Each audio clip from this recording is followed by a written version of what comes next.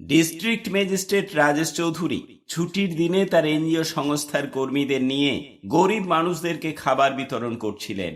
এমন সময় একজন ভিক্ষুককে খাবার দিতে গিয়ে ডিএম সাহেব চমকে ওঠেন। এই ভিক্ষুক তো তার বাবার মতোই হুবহু দেখতে, কিন্তু তার বাবা তো। আর দেরি না করে তিনি তাকে জিজ্ঞেস করলেন, আপনার নাম কি, কোথায় থাকেন? নাম আর গ্রামের নাম বলার পর ডিএম সাহেবের বুঝতে বাকি থাকলো না যে এ তারই জন্মদাতা পিতা। কিন্তু কি করে এমন হলো? একজন ডিএম সাহেবের বাবা কেন ভিক্ষা করছিলেন, কেনই বা তিনি কথা নিজেও জানেন না। সমস্ত কিছু জানতে ভিডিওটা শেষ পর্যন্ত দেখতে থাকুন। চলুন শুরু করি আজকের গল্প। উত্তরপ্রদেশের লখনৌ শহরের পাশে ছোট্ট একটি গ্রাম। রাজেশ নামের একটি ছেলে তার বাবা মার সাথে ওই গ্রামে বাস করত। তারা ছিল খুবই গরিব। এই গ্রামের বেশিরভাগ মানুষের আর্থিক অনটন থাকলেও রাজেশদের কষ্টটা ছিল আরো অনেক বেশি। কারণ তার বাবা মহেশ চৌধুরী দিনমজুরি করে উপার্জন কিছু করলেও মদ খেয়ে নেশা করে তার বেশিরভাগটাই খরচ করে দিত। শুধু তাই নয়, তার উপরে রাজেশের মায়ের ওপর চলত অকথ্য অত্যাচার। রাজেশের বাবা সাধারণ অবস্থায় থাকলে তিনি একজন শান্ত মানুষ, কিন্তু যখনই সে নেশা করত সে একজন অন্য মানুষে পরিণত হতো।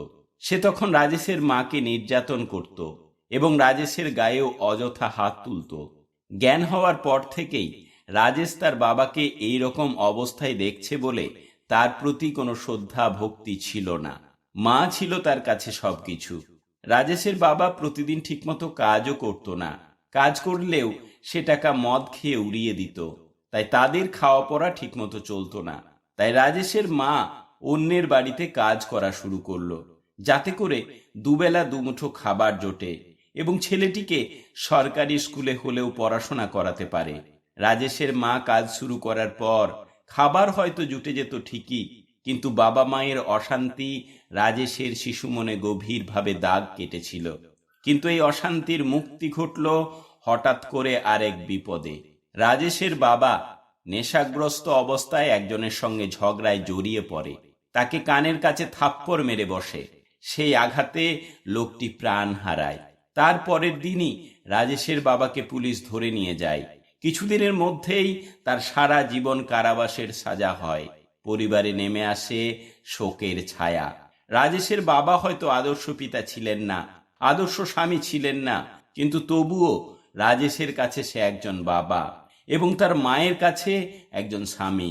তাই তারা দুজনেই খুব মানসিক দিক দিয়ে ভেঙে পড়ল। তবে রাজেশের মা একটু শক্ত হলো, কারণ ছেলেটাকে যে মানুষ করতে হবে। তাই নিজের মনকে শক্ত করে ছেলেকেও বোঝালেন, বাবা জানি তোরও কষ্ট হচ্ছে, তবে তোর বাবা মাঝে মধ্যেই মদ খেয়ে যেখানে সেখানে পড়ে থাকতো। সব দিন রাতে বাড়ি ফিরতো না, সব দিন খাবারও খেত না। আর এখন তো জেলে থাকলে মদ পাবে না এবং দুবেলা দুমুঠো খেতে পাবে, আর আমাদেরকেও যে অত্যাচার করত সেটা করার সুযোগ পাবে না। তাই যেটা হয়েছে সেটা আমাদেরকে মেনে নিতে হবে।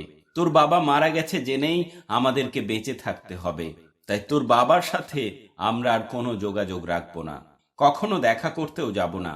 কিন্তু বাবা, তোকে অনেক বড় হতে হবে। গরিব মানুষের যে কি কষ্ট সেটা তুই দেখতে পাচ্ছিস। তোকে দারিদ্রতা দূর করতে হবে। তুই ভালো করে মন দিয়ে পড়াশোনা কর। রাজেশের বয়স এখন 10 বছর। সে চতুর্থ শ্রেণীতে পড়ে। তার পড়াশোনা করতে বেশ ভালো লাগতো। তার উপরে মায়ের কথা তার মনকে খুব নাড়া দেয়। তাদের গরিব এলাকায় অনেক সময়ই কোনো সহৃদয় ধনবান ব্যক্তি বা কখনো কখনো এনজিও থেকে দরিদ্রদের মধ্যে খাবার, জামা কাপড় দিয়ে সাহায্য করতে আসে। রাজেশ মনে মনে স্বপ্ন দেখে সেও একদিন এত বড় হবে যে তার উপার্জনের টাকা থেকে সেও গরিবদেরকে সাহায্য করার চেষ্টা করবে। একদিন রাজেশ তারই বাড়ির পাশে গাছের তলায় বসে গ্রীষ্মের দুপুরে পড়াশোনা করছিল। কয়েকজন এনজিও কর্মী তখন সেখানে এসেছিলেন গরিব মানুষদেরকে সাহায্য করার জন্য। তারা সুস্বাদু শরবত ও কিছু খাবার গরিবদের মধ্যে বিতরণ করছিলেন। সমস্ত ছোট বড় মানুষজন সেখানে শরবত খাওয়ার জন্য এবং কেক বিস্কুটের প্যাকেট নেওয়ার জন্য হুড়োহুড়ি করছিল। সেখান থেকে একটু দূরেই রাজেশ মন দিয়ে বসে পড়াশোনা করছিল। এনজিও সংস্থার ম্যানেজার এই জিনিসটা লক্ষ্য করেন তিনি দেখেন যেখানে সমস্ত বাচ্চা বড়রা শরবত খাওয়ার জন্য হুড়োহুড়ি করছে, সেখানে তাদেরই মতো একটি গরিব বাচ্চা গাছের তলায় বসে মন দিয়ে পড়াশোনা করছে। ওই এনজিওর দলটি যখন এবার ওখান থেকে চলে যাবে, তখনও রাজেশ শরবত নিতে আসছে না দেখে ওই ম্যানেজার নিজের হাতে এক গ্লাস শরবত নিয়ে গিয়ে রাজেশকে দেয়। রাজেশ ভয় পেয়ে যায়, কিন্তু ম্যানেজার ভদ্রলোক খুবই ভালো ছিলেন। তিনি বলেন, তুমি এত মন দিয়ে পড়াশোনা করছো দেখে তোমার জন্য শরবত নিয়ে এলাম, তুমি এটা খাও এবং এই বিস্কুটের প্যাকেটটা রাখো। তিনি রাজেশকে কয়েকটা প্রশ্ন জিজ্ঞাসা করেন। রাজেশ সবকিছু ঠিকঠাক উত্তর দিয়ে দেয়। রাজেশের এই বুদ্ধি দেখে ম্যানেজার খুব খুশি হয়। তিনি তখন বলেন, তোমার বাবা বা মাকে ডাকো।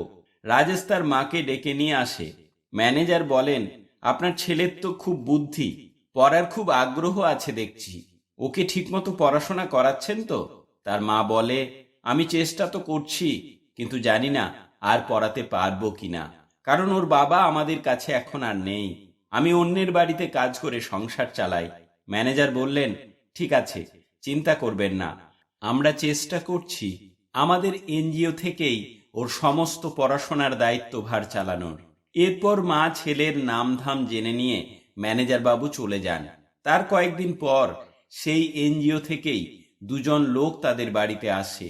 তারা কিছু খাতা পেন রাজেশের হাতে তুলে দেয় এবং রাজেশের মায়ের হাতে কিছু টাকা তুলে দিয়ে বলে, এখন থেকে রাজেশের সমস্ত পড়াশোনার খরচ আমাদের এনজিও বহন করবে। রাজেশ এবং তার মা খুব খুশি হয়। রাজেশের মায়ের দুশ্চিন্তা দূর হলো, কারণ পড়াশোনার খরচের ব্যাপারটা নিয়ে তিনি খুব চিন্তায় ছিলেন। রাজেশ মনে মনে ঠিক করলো সে আরো ভালোভাবে পড়াশোনা করবে। পড়াশোনা করবে সে নিজের জন্য, পড়াশোনা করবে সে বড় হয়ে রোজগার করার জন্য, পড়াশোনা করবে এই এনজিওর জন্য, যারা তার উপর ভরসা করে তার লেখাপড়ার দায়িত্ব নিয়েছে। সে খুব ভালো রেজাল্ট করে এদেরকে সম্মান জানাতে চায়। এরপর ওই এনজিও সংস্থা রাজেশের পড়াশোনার সমস্ত খরচ চালাতে থাকলো। তারা রাজেশকে একটা ভালো স্কুলে ভর্তি করলো। রাজেশ খুব ভালো রেজাল্ট করতে থাকলো। রাজেশ ছোটবেলা থেকেই অনেক কষ্ট করে বড় হয়েছে। তার এখন একটাই চিন্তা, সে বড় হয়ে ভালো কোনো পোস্টে চাকরি করতে চায়। সে সার্থক করতে চায় তার স্বপ্নকে, সার্থক করতে চায় তার মায়ের স্বপ্নকে, মুক্ত করতে চায় নিজেদেরকে দারিদ্র্যের অভিশাপ থেকে। সে বড় কিছু করে তার এই এনজিও সংস্থাকে সম্মান জানাতে চায়। শুধু তাই নয়, রাজেশ নিজে নিজে সংকল্প করে সে যখন উপার্জন করবে তখন সেই এনজিও সংস্থাকে আরো এগিয়ে নিয়ে যাবে। সে যখন ক্লাস 7-এ পড়ে তখন তাদের স্কুলের 50 বছর পূর্তি উপলক্ষে বড় অনুষ্ঠানের আয়োজন করা হয়। সেখানে বিশেষ অতিথি হিসাবে ওই এলাকার বিডিও এবং ডিএমও উপস্থিত ছিলেন। সেই অনুষ্ঠানে রাজেশ দেখল ওইসব পদাধিকার অফিসারদের কত সম্মান, সরকার তাদেরকে গাড়ি দিয়েছে আসার জন্য, সমস্ত মানুষ তাদেরকে সম্মান করছে। সেও এমনই কিছু একটা হতে চায় যেখানে সম্মান থাকবে, তার হাতে ক্ষমতা থাকবে, টাকা পয়সা থাকবে, থাকবে দুস্থ গরিব মানুষের পাশে দাঁড়ানোর সুযোগ। কিন্তু এইসব উচ্চ পদে চাকরি কিভাবে পাওয়া যায় সে তখনও ভালো করে জানে না। তাই সে চাইল আগে তাকে সবকিছু জানতে হবে, তারপর সেই অনুযায়ী এগোতে হবে। কিন্তু কার কাছে সে জানতে পারবে তার জীবনের লক্ষ্য কি হওয়া উচিত, সে বড় হয়ে সত্যিকারের কি হতে চায়, কে তাকে এ ব্যাপারে সাহায্য করতে পারে? তখনই তার মনে হলো রাহুল স্যারকে জিজ্ঞেস করলে কেমন হয়। রাজেশ খুব শান্ত স্বভাবের এবং পড়াশোনাতেও খুব ভালো ছিল বলে স্কুলের বেশিরভাগ শিক্ষকই তাকে খুব ভালোবাসতেন। তাদের মধ্যে অঙ্কের শিক্ষক রাহুল স্যার তাকে একটু বেশি ভালোবাসতেন। তাই একদিন সাহস করে সে রাহুল স্যারকে বলল, স্যার, আপনার কাছ থেকে আমার কিছু জানার আছে। এবং সেদিনই স্কুল শেষে রাহুল স্যার তার কাছে পরিষ্কার করে দিলেন কোন চাকরি পেতে তাকে কি করতে হবে। এরপর রাজেশ বিপুল উদ্যমে পড়াশোনা করতে থাকলো এবং সে মাধ্যমিক ও উচ্চ মাধ্যমিকে খুব ভালো রেজাল্ট করলো। উচ্চ মাধ্যমিক পরীক্ষা দেওয়ার পর যখন রেজাল্ট বের হয়নি, তখনই এনজিও সংস্থা থেকে তার কাছে জানতে চেয়েছিল সে কোন সাবজেক্টে অনার্স নিয়ে পড়তে চায়। সেই রকম কলেজে তারা তাকে ভর্তি করবে। কিন্তু রাজেশ জানিয়েছিল সে এরপর কলেজে ভর্তি হতে চায় না। সে ইউপিএসসি পরীক্ষার জন্য প্রিপারেশন নিতে চায়। তার জন্য কোচিং এবং শহরে থাকার খরচ খরচা যদি এনজিও থেকে বহন করা হয় তাহলে খুব ভালো হয়। তখন এনজিওর অফিসাররা তাকে লিখিতভাবে এই কথা জানাতে বলল। তারপর এনজিওর ঊর্ধ্বতন কর্তৃপক্ষ ভেবে দেখল রাজেশ পড়াশোনায় খুব ভালো এবং সে যদি এসডিও বা ডিএম এমন কোনো পদে চাকরি পায় তাহলে সমাজের কাছে একটা দারুণ দৃষ্টান্ত হবে। তাদের এনজিওর সুনাম বৃদ্ধি পাবে এবং অনেক মানুষ তাদের এনজিওকে আর্থিক সাহায্য করতে এগিয়ে আসবে। এইরকম ভেবে তারা রাজেশকে শহরে নিয়ে গিয়ে একটা নামকরা কোচিং সেন্টারে ভর্তি করিয়ে দেয়। এখন রাজেশের একমাত্র লক্ষ্য ডিস্ট্রিক্ট ম্যাজিস্ট্রেট হওয়া, কারণ সে জীবনে সম্মান পেতে চায়। সে নিম্ন বর্ণ সম্প্রদায়ের ছেলে হওয়ায় এবং গরিব বলে সবাই তাকে দূরে সরিয়ে রাখত, কিন্তু সবার মুখ সে বন্ধ করতে চায়। সে সবকিছু ভুলে গিয়ে দিন রাত এক করে পড়াশোনা করতে থাকে। অদম্য জেদ, পড়াশোনার প্রতি নিষ্ঠা আর অক্লান্ত পরিশ্রমের পর অবশেষে এলো তার জীবনের সেই সুবর্ণ সুযোগ, ইউপিএসসি পরীক্ষা। সে ইউপিএসসি পরীক্ষায় ভালো র্যাঙ্ক করলো। সে অনগ্রসর জাতিভুক্ত ছিল বলে সংরক্ষণের মাধ্যমে কিছু সুবিধা পেল এবং ডিএম এর পদে নিযুক্ত হলো। সে তার মাকে ফোন করে বলল, মা, আমি ডিএম এর পদে নিযুক্ত হয়েছি।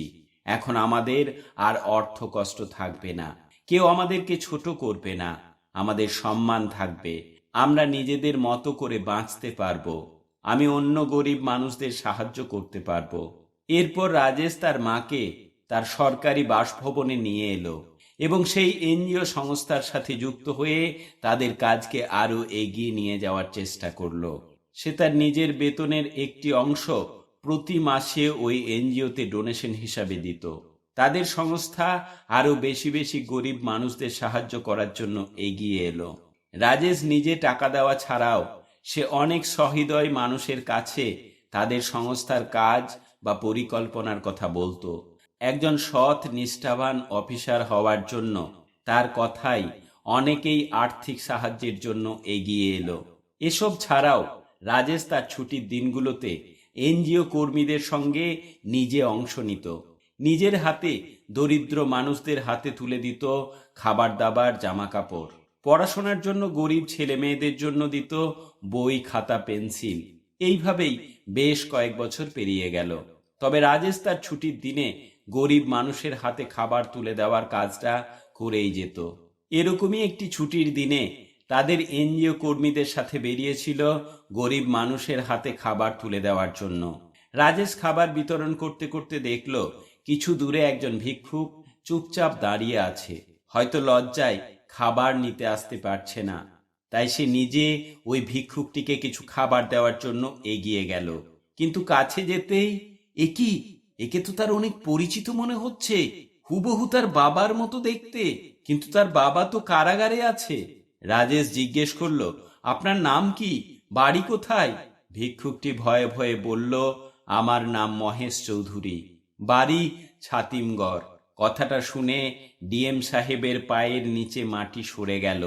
বলল, বাবা, আমি তোমার ছেলে রাজেশ। তুমি এখানে কি করে এলে? কেনই বা ভিক্ষা করছো? মহেশবাবু বললেন, আমি জেলের সমস্ত নিয়ম কানুন ঠিকঠাক মেনে চলতাম বলে গত বছর ওরা আমাকে মুক্তি দিয়েছে। আমি তোদের খোঁজে বাড়িও গিয়েছিলাম, কিন্তু তোদেরকে পাইনি। তখন আমাকে অনেকে বলল তোরা নাকি লখনৌ শহরে থাকিস, তাই তোদেরকে খুঁজতে চলে এলাম। কিন্তু তোদেরকে খুঁজে না পেয়ে পেটের জ্বালায় আজ আমি ভিখারি। রাজেশ বলল, চলো বাবা চলো, তুমি আমার সাথে বাড়ি চলো। না বাবা, তুই এখন এত বড় মাপের মানুষ, তাই তোর সাথে আমি গেলে লোকে কি ভাববে?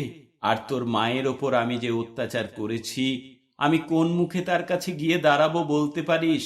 তাই বাকি জীবনটা আমি পথে পথেই কাটিয়ে দিতে চাই বাবা, তোরা ভালো থাকিস। এই বলে মহেশবাবু চলে যাওয়ার জন্য উদ্যত হতেই রাজেশ এগিয়ে গিয়ে পথ আটকে দাঁড়ালো। না বাবা না, তা হয় না, তুমি আমার সাথে বাড়ি চলো। আজ আমি আমার মাকে একটা সেরা উপহার দিতে চাই, ফিরিয়ে দিতে চাই তার কাছের মানুষকে, যে এখন আর নেশা করে না, যার মন অনুশোচনায় শুদ্ধ হয়ে গেছে। চলো বাবা চলো, আমরা যেমন নতুন জীবন শুরু করেছি তুমিও তেমনি আমাদের সাথে নতুনভাবে জীবন কাটাবে চলো।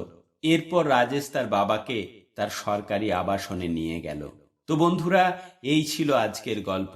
ঠান্ডা লেগে থাকার জন্য আমার ভয়েসটা আজ একটু খারাপ লাগতে পারে, দয়া করে মানিয়ে নেওয়ার চেষ্টা করবেন। তারপরেও গল্পটি আপনাদের কেমন লাগলো অবশ্যই কমেন্ট বক্সে কমেন্ট করে জানাবেন। যদি ভালো লেগে থাকে লাইক করবেন, শেয়ার করবেন আপনার বন্ধুদের সাথে। আর চ্যানেলে নতুন হয়ে থাকলে চ্যানেলটি সাবস্ক্রাইব করে পাশে থাকা বেল আইকনে অল প্রেস করে রাখবেন, যাতে করে পরবর্তী ভিডিও নোটিফিকেশন আপনার কাছে পৌঁছে যায়। ভালো থাকবেন। নমস্কার।